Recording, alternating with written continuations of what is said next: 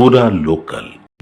ఇంకా ఈ food adulteration అనేది ఒక చాలా పెద్ద ముప్పు అయిపోయింది. ప్రతి దగ్గర కూడా ముప్పు అంటే ముప్పు. ఏది నిజము, ఏది డూప్లికేటు, ఏది మిక్స్డ్ ఉంది అనేది తెలుసలేదు. అడల్టరేటెడ్ ఎక్కువైంది.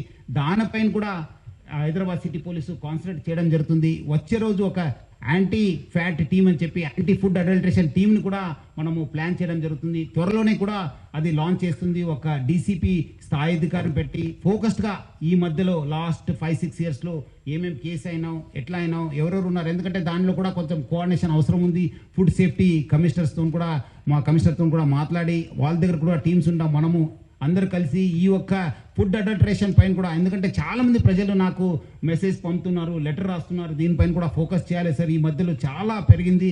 పాలు 1 లీటరు 150 రూపాయలు కూడా దొరుకుతుంది, 80 రూపాయలు కూడా దొరుకుతుంది. సో అందుకు ప్రజలు ఏది మంచిది, ఏది చెడ్డది అనేది అర్థమైతే లేదు. దీనిపైన కూడా మనం ఫోకస్ చేయాల్సిన అవసరం ఎంత ఉంది. సో యాంటీ ఫ్యాట్ టీమ్స్ కూడా మనము పెట్టడం జరుగుతుంది.